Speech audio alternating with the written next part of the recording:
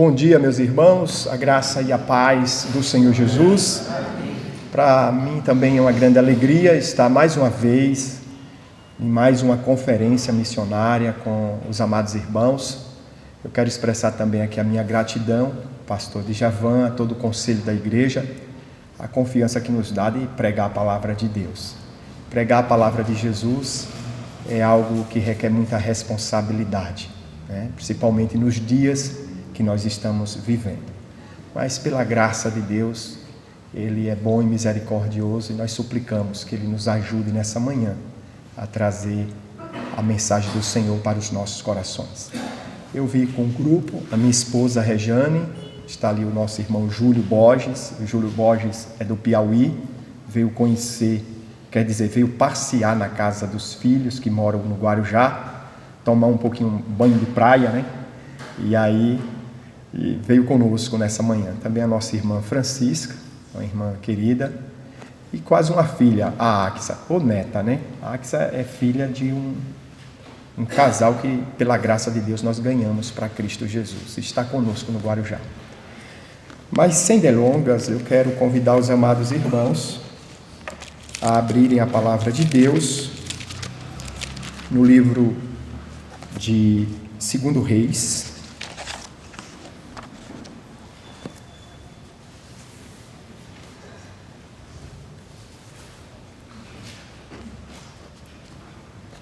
O tema que desejo trabalhar nessa manhã com os irmãos é o desafio de Deus para o seu povo. O desafio de Deus para o seu povo. Quando o reverendo falou da conferência missionária, a grande comissão, podemos dizer que a grande comissão é um grande desafio de Deus para o seu povo. Deus deseja usar a sua igreja. Ele comissionou a sua igreja para o grande avanço missionário, para alcançar as almas perdidas, para levar a mensagem de salvação aos eleitos de Deus, aqueles que vão ouvir a mensagem salvadora e se achegarão ao Senhor, crendo em Jesus Cristo como seu único e suficiente Salvador. Essa missão é para a igreja, é para nós, e requer sempre tratarmos desse tema e lembrarmos sempre da nossa grande responsabilidade, desse desafio de Deus para o seu povo. Livro de 2 Reis, capítulo número 6, irei ler do versículo 1 ao versículo 6.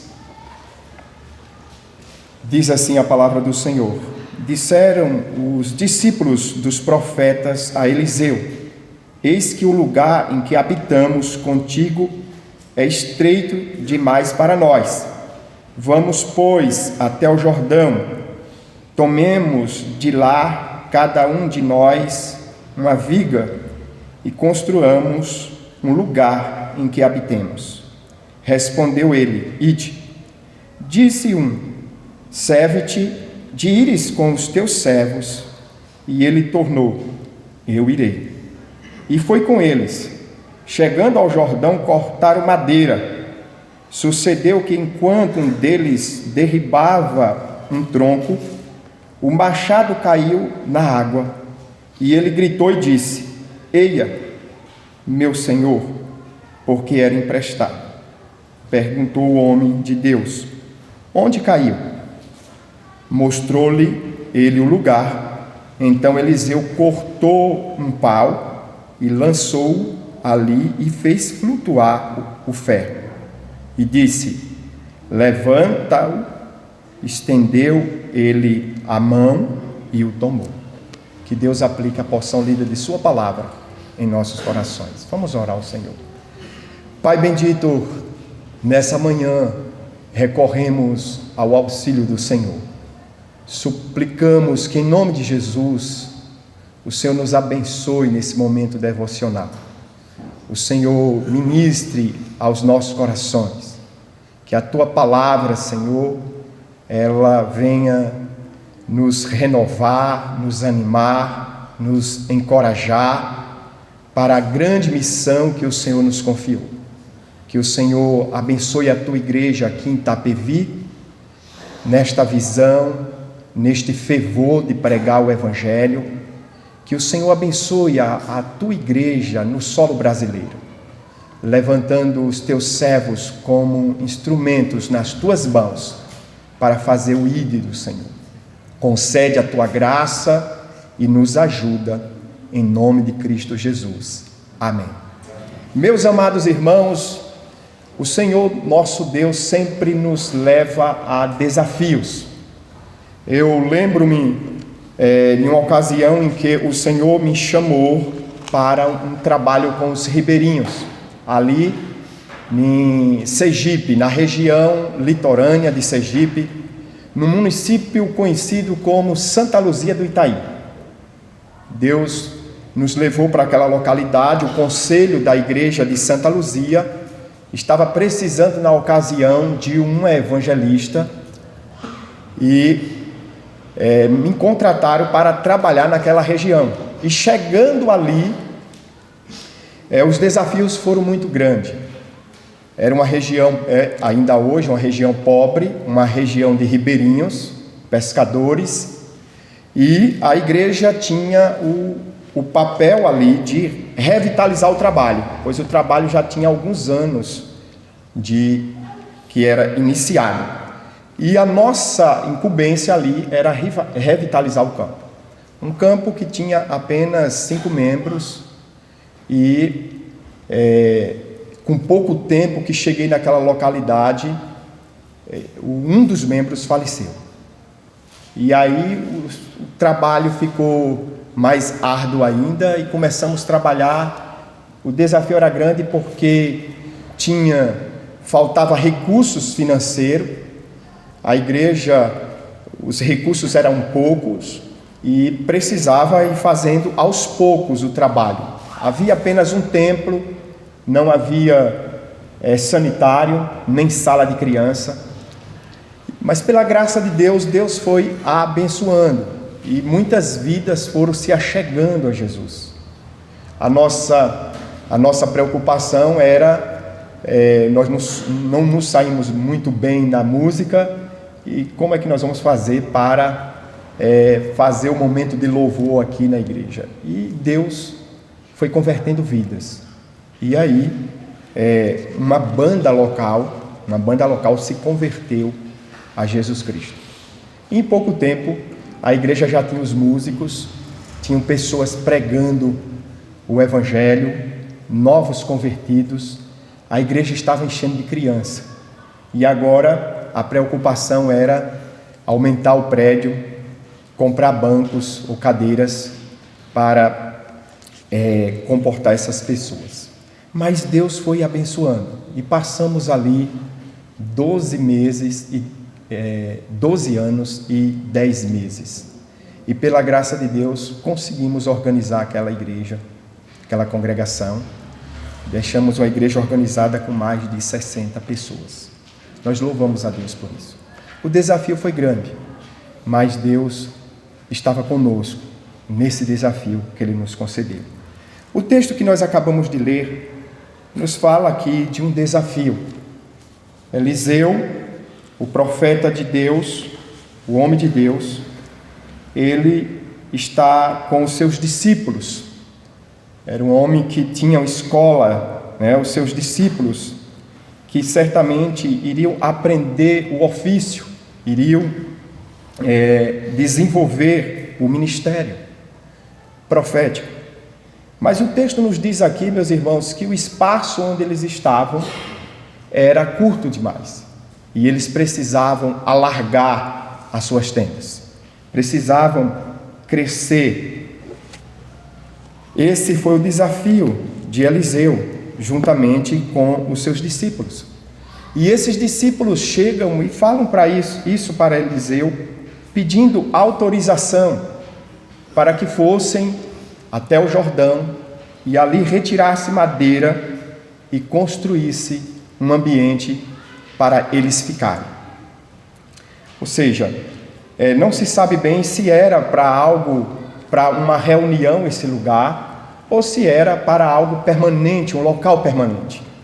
Mas aqui nós temos um desafio que é colocado diante do homem de Deus e dos seus discípulos. Eu aprendo diante disso, meus irmãos, que a igreja do Senhor Jesus, em todo momento da história, seja ela uma igreja pequena, ou seja ela uma igreja grande, seja ela uma igreja pobre ou rica, sempre existirá desafios. Quanto maior a igreja, maior o desafio para crescer. Quanto maior a localidade, maior vai ser o desafio. Mas os desafios da vida nos faz amadurecer, nos faz crescer e nos faz perseverar. O Deus que nos chama é um Deus que gosta de desafios e que propõe desafio para o seu povo, para que o seu povo assim possa desenvolver a sua responsabilidade como igreja do Senhor, como povo do Senhor, aonde aí esse povo está colocado. Por exemplo, aqui em Itapeva, Deus colocou a igreja dele aqui em Itapevi, melhor falando, estou trocando agora os nomes, em Itapevi, né? E aqui vocês têm um desafio, que é crescer, que é arrebanhar o povo de Deus que está nessa cidade. Não sabemos quem são os eleitos de Deus, mas sabemos que Deus, acreditamos que Deus tem certamente pessoas aqui para serem alcançadas pela pregação do Evangelho, e cabe à igreja toda se envolver nessa missão. Mas que desafio Deus propõe nessa manhã para nós, meus irmãos? Em primeiro lugar, o desafio que Deus propõe para o seu povo nessa manhã é alargar as tendas. Alargar as tendas. Olha o que diz o versículo 1 do texto. Disseram os discípulos dos profetas a Eliseu: eis que o lugar em que habitamos contigo é estreito demais para nós. Olha só, a localidade que eles se encontravam, o lugar que eles estavam congregando, que estavam se reunindo, era estreito demais para eles. É preciso aumentar, é preciso crescer. Meus irmãos, alargar as tendas fala de crescimento, E eu acredito que aonde a igreja de Jesus é plantada, essa igreja cresce, ela floresce e ela prospera. A não ser que a igreja que foi plantada, ela perdeu o foco da missão. Ela perdeu a visão do reino. Ela se acomodou nas quatro paredes. Se ela perder a visão de alcançar os perdidos, ela pode se estagnar, ela pode parar. Mas se essa igreja tem a visão que é proposta para ela em Mateus 28, como foi lido nessa manhã, né? Mateus 28, 19 e 20, essa igreja vai crescer, ela vai alargar as suas tendas. Mas como deve ser o crescimento? O crescimento da igreja, meus irmãos, primeiro deve ser um crescimento na graça e no conhecimento. A igreja precisa aprender, ser instruída, ser fortalecida na palavra do Senhor, adquirir conhecimento, buscar profundidade para que ela possa transmitir essa profundidade a outros. A igreja, ela precisa crescer na graça e no conhecimento. O apóstolo Pedro, na sua segunda carta, capítulo 3, versículo 18, propõe isso para o povo de Deus. Antes crescei na graça e no conhecimento de nosso Senhor Jesus Cristo. Mas é preciso também crescer em todas as coisas, em todas as áreas. E um modelo de pessoa como homem, né? Um modelo perfeito para nós, um modelo ideal para a sua igreja é o Senhor Jesus Cristo. Jesus Cristo, ele cresceu em todas as áreas. A Bíblia fala para nós, segundo o relato de Lucas, capítulo 2, versículo 52, que o Senhor Jesus, ele cresceu em sabedoria, estatura e graça diante de Deus e dos homens. Ele cresce em todas as áreas. Como homem, Jesus Cristo cresceu em estatura, mas ele cresceu também em graça diante de Deus e diante dos homens. Nós precisamos desse crescimento de graça, um crescimento que nos leve a testemunhar de Jesus, a viver aquilo que realmente aprendemos, não só a adquirir a teoria, mas além da teoria, a prática. Precisamos viver esse crescimento. E Jesus, ele cresceu nesse aspecto. A palavra de Jesus, ela é impactante no coração do seu povo. E nessa manhã, meus irmãos, a palavra do Senhor Jesus é uma palavra que vem nos impactar para que possamos crescer nesse conhecimento. Mas alargar as tendas, além de falar de crescimento, fala de evangelização. Ninguém cresce sem evangelização. Ninguém cresce sem pregar a mensagem de Jesus. Nenhuma igreja pode crescer se não evangelizar. Ela pode até crescer aqui dentro, mas ela precisa crescer lá fora também. E é interessante que foi isso que aconteceu na breve introdução que eu fiz lá em Santa Luzia do Itaí. As pessoas, elas não tinham tanto conhecimento de Jesus, e isso causava até uma admiração para nós, de ter pessoas que a gente perguntava: você sabe quem é Jesus? E a pessoa dizer: não, eu não sei. Quem é Jesus? E a gente começar a explicar quem era Jesus para essas pessoas. E na proporção que evangelizamos, pregamos a mensagem de Jesus, essas vidas foram sendo alcançadas. Jovens foram vindo para a igreja, muitas crianças. Uma igreja que não tinha criança, chegou o momento de termos 150 crianças em um culto público. Não tinha lugar para colocar as crianças. E Deus começou a fazer algo extraordinário, maravilhoso. E tudo isso porque o Evangelho de Jesus estava sendo pregado. O Evangelho de Jesus é poderoso para impactar corações. Hoje nós estamos vivendo um tempo muito aconchegante, um tempo muito especial. Acredito eu que depois da pandemia, a pregação do Evangelho se tornou mais evidente ainda. Muitas igrejas presbiterianas que não tinham uma programação online passaram a adotar esse estilo, passaram a divulgar as mensagens pregadas, a mensagem de salvação de Jesus. E hoje está acontecendo algo extraordinário. Acredito que aqui também, na Enseada, nós estamos gozando desse momento. Muitas pessoas estão vindo conhecer a fé reformada. Muitas pessoas estão ouvindo Hernandes, Nicodemos e outros pregadores da fé reformada e estão aderindo às igrejas presbiterianas e igrejas de linha reformada. A pregação do Evangelho está sendo divulgada, vidas estão sendo alcançadas. Meus irmãos, alargar as tendas fala de evangelização. E nós precisamos evangelizar.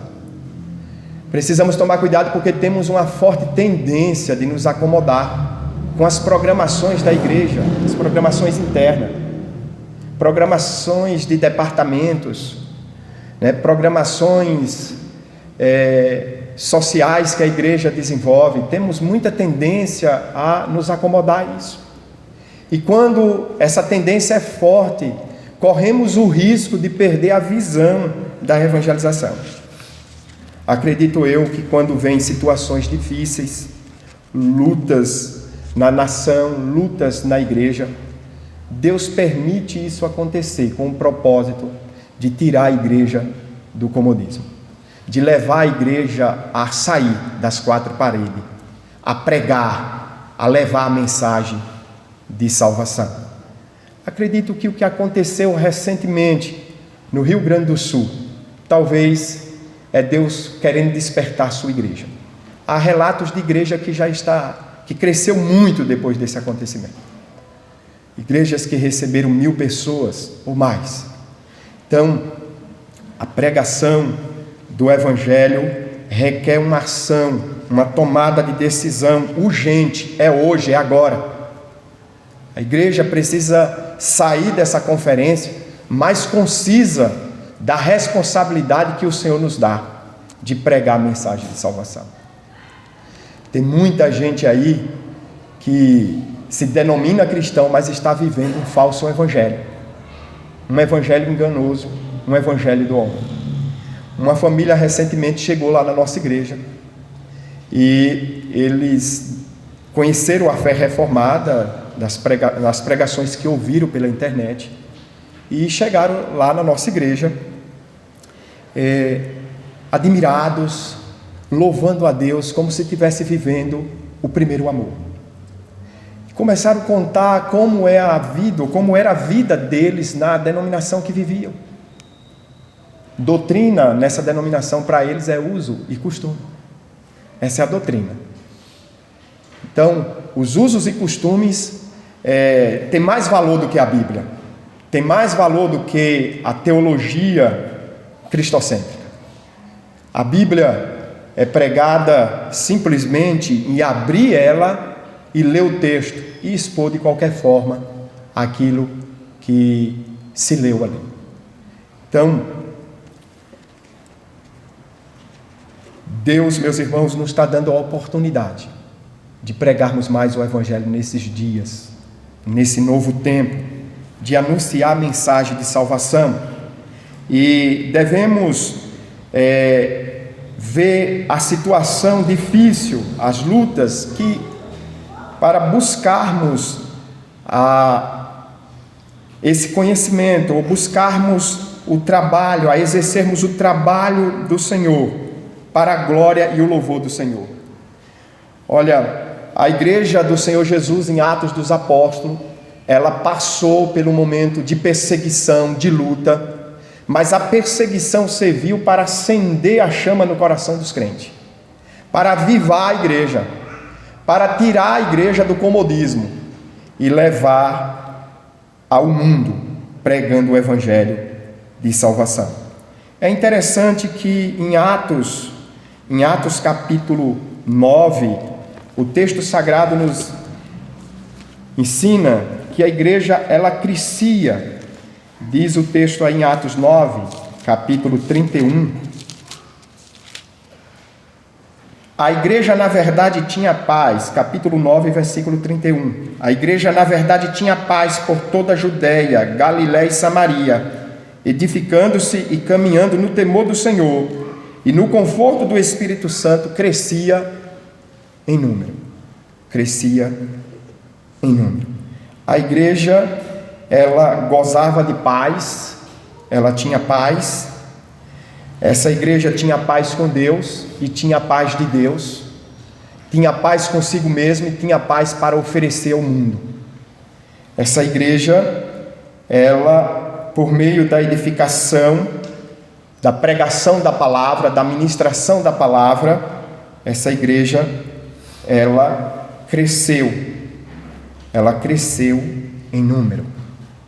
O crescimento que nessa manhã a mensagem do Senhor propõe para a sua igreja é um crescimento também que se refere a números. A números. Há pessoas que dizem assim, não importa se vamos crescer numericamente, o que importa é a qualidade. Já tem outros que dizem, não, nós precisamos crescer em número. Meus irmãos, o crescimento da igreja tanto está a nível de qualidade, como está a nível de número. Um depende do outro. Um está associado ao outro. Nós precisamos crescer em qualidade, mas precisamos também crescer em número. Alargar as tendas fala desse crescimento. O crescimento em números. E a forma de acontecer esse crescimento não tem outra, a não ser por meio da pregação da palavra do Senhor. Pregar o Evangelho de Jesus. O desafio de Deus para o seu povo, em primeiro lugar, é alargar as tendas, e em segundo lugar é o planejamento. Olha, eles tiveram aqui um planejamento. Eles desejaram crescer, aumentar o espaço em que estavam, mas eles desejaram também aqui, eles fizeram um planejamento, não fizeram isso aleatoriamente. O crescimento da igreja precisa de planejamento. Se alguém quer crescer, precisa planejar bem.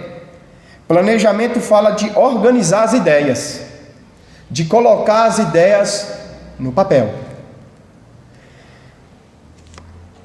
E nós podemos pensar num planejamento, observe que esse planejamento, ele deve ser feito pela igreja, mas esse planejamento, ele requer estar no papel, mas também ir para a ação. Ele não pode ficar só no papel.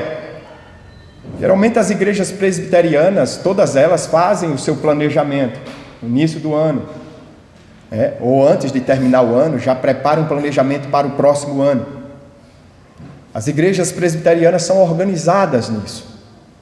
Mas o nosso planejamento não pode ficar só a nível de papel. Ele tem que ir para a ação. E observe que aqui eles fizeram um planejamento, ir, tirar madeira, cortar vigas, trazer para construir certamente a sua tenda. Então eles fizeram um planejamento, mas eles entraram na ação. Para a coisa acontecer é preciso ter ação. Ter ação. Como é que a igreja pode crescer? A única forma dela crescer é a igreja ter ação. E a ação aqui, ela tanto está a nível dos discípulos, dos liderados. Essa ação está presente na vida dos discípulos do profeta, mas essa ação também está presente na vida do líder ou da liderança. Observe que quando eles fazem o planejamento, o profeta autoriza, vão e tire, faça conforme a vontade de vocês, essa madeira, mas pede para que o profeta vá com eles. E ele diz, irei. Isso nos fala, meus irmãos, que a liderança tem que estar envolvida na ação.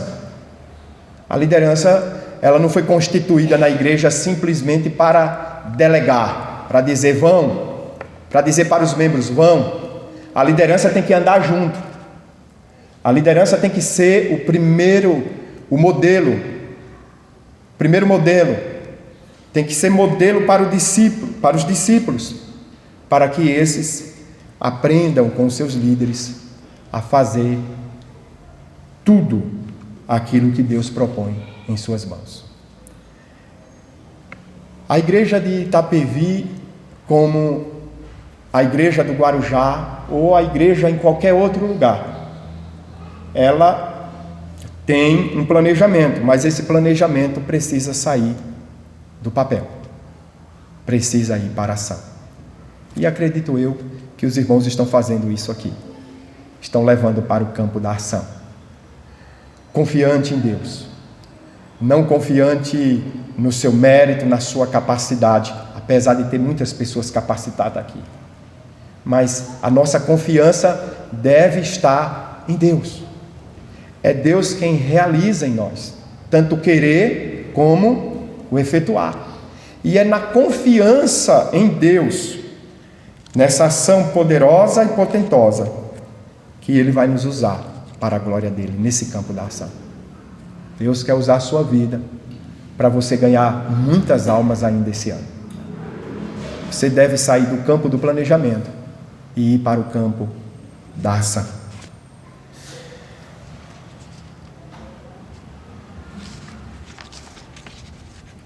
o desafio de Deus para o seu povo. Primeiro é alargar as tendas. Depois, em segundo lugar, é o planejamento. Mas em terceiro e último lugar, é crer no impossível. O impossível só Deus pode fazer. Olha o que diz o texto aí. Vamos voltar lá ao texto sagrado. Vamos voltar ao texto de 2 Reis 6.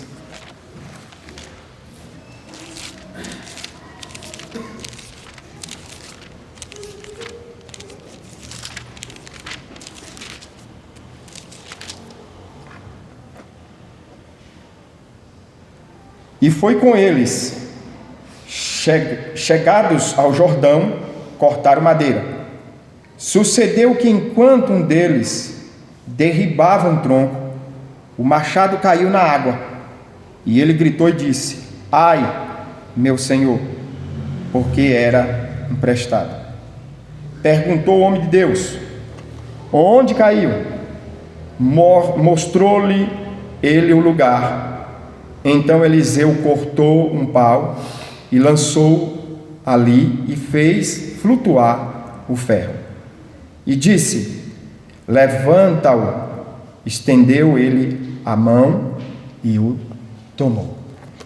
Eu não sei se já aconteceu com você, de você começar um trabalho e de repente acontecer uma situação como se fosse um balde de água fria. Eu lembro que quando eu logo cheguei ali no Guarujá, trabalhando com a igreja de Vicente de Carvalho, como pastor auxiliar, trabalhando na congregação que hoje está organizada como igreja,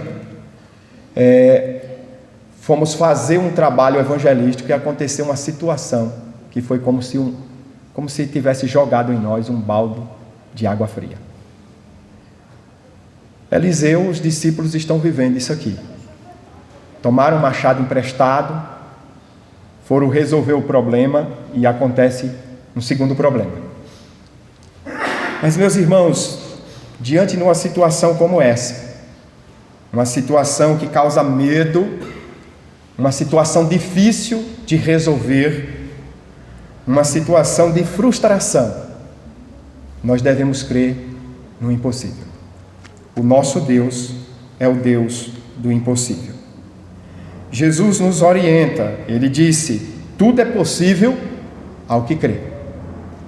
Talvez até você diga assim: eu não vou evangelizar mais porque eu já evangelizei essa cidade, já fizemos o evangelismo de ponta a ponta e não vi resultado.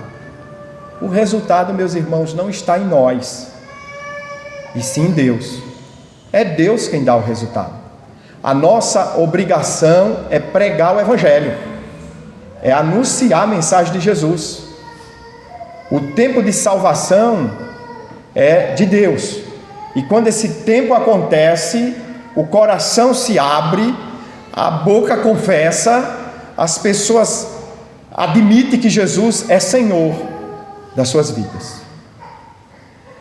Lá em Santa Luzia do Itaí, nós começamos um trabalho de evangelização em um povoado vizinho, também ribeirinho, e passamos 4 anos evangelizando. Todo domingo à tarde eu ia com a equipe evangelizar. 4 anos. E todo domingo a minha oração: Senhor, me dá uma alma, deixa eu ver alguém se converter nesse lugar, permita isso acontecer. Mas Deus nos treinou durante 4 anos. Deus nos ensinou a perseverar, a sermos perseverantes. E ali, meus irmãos, depois de 4 anos aconteceu a festa, a alegria. Houve alegria no céu e também alegria na terra. Nos alegramos porque a primeira alma recebeu Cristo como Senhor e Salvador. Foi uma alegria muito grande. Então, talvez até em um momento de evangelização que a igreja está desenvolvendo, pode vir isso ao coração dos membros, dos irmãos. Já evangelizamos, temos falado, não estamos vendo o resultado, então vamos esperar, vamos aguardar eles virem. Meus irmãos, nós precisamos crer no impossível. Tudo é possível ao que crê. O Deus que fecha a porta é o Deus que abre porta. O Deus que endurece o coração é o mesmo que amolece. E se Deus está permitindo a igreja passar pelo momento que não está vendo tantos resultados como queria ver, Ele está querendo nos treinar. Ele está testando a nossa perseverança, está nos ensinando a sermos perseverantes, a dependermos mais do Senhor, a buscarmos a ajuda do Senhor, a direção do Senhor. E aí, quando a igreja deposita a sua fé em Deus, Ele resolve o problema tão difícil. Ele resolveu o problema aqui do discípulo, que perdeu o machado, caiu na água. Ele resolveu. Eliseu é apenas o meio pelo qual Deus está agindo. Deus está operando. Não é você e nem eu que vai resolver o problema da evangelização, é Deus. É Deus que vai operar, é Deus que vai agir. É Deus que vai mover corações.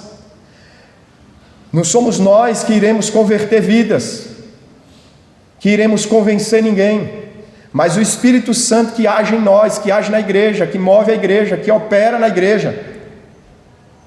Ele vai nos usar poderosamente.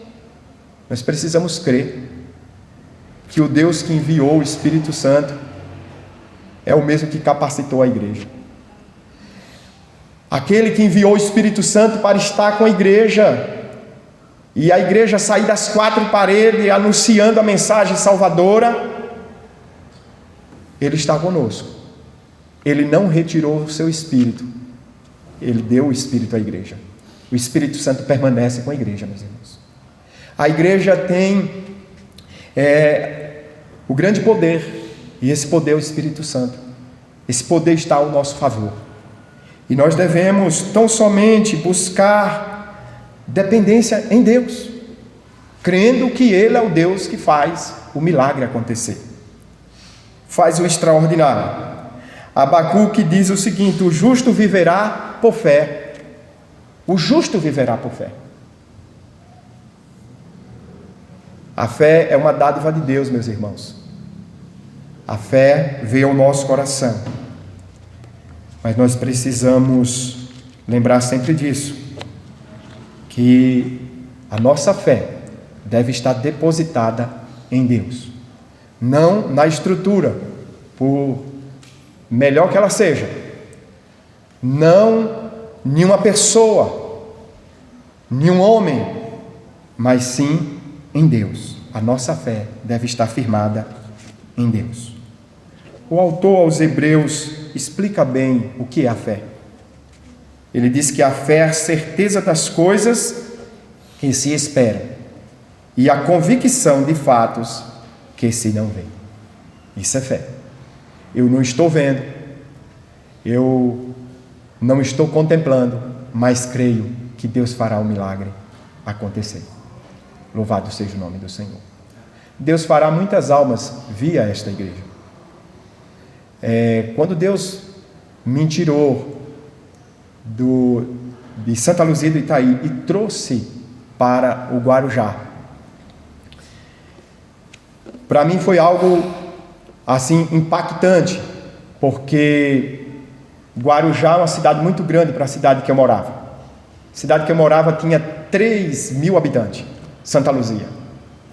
O município todo tem 15.000. Aí você chega no Guarujá com 400 e poucos mil habitantes. Então para nós era uma realidade muito pesada. Sem contar que lá tínhamos acesso às pessoas. Você chega no Guarujá, os portões são fechados, as portas são fechadas. E aí veio à mente: como é que eu vou fazer para pregar o evangelho nesse lugar? O que é que eu vou fazer? Deus me dê sabedoria, me dê direção, me oriente, me mostre o que devo fazer. E Deus me mostrou que a estratégia de pregar o evangelho no Guarujá é pela amizade, o amigo do amigo, o amigo do amigo. É dessa forma que a igreja cresce. Então a igreja começou a crescer. A fé que eu tinha em Santa Luzia do Itaí, de que a igreja iria crescer, ela veio comigo também para Guarujá. A igreja vai crescer. E Deus nos ajudou.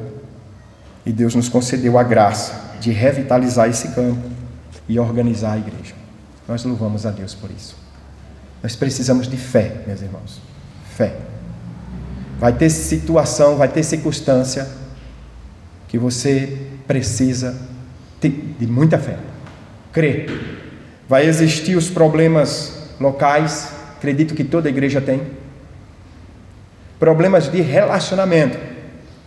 Principalmente quando a igreja começa a tomar uma proporção de novas pessoas chegando e pessoas vindas de outras denominações a fazer parte dessa igreja. Começam os problemas de relacionamento. Não sei se isso aqui acontece. Começam os problemas de relacionamento. E aí aquele pessoal mais velho da igreja começa a ficar um pouco aciumado por aqueles novos que estão chegando.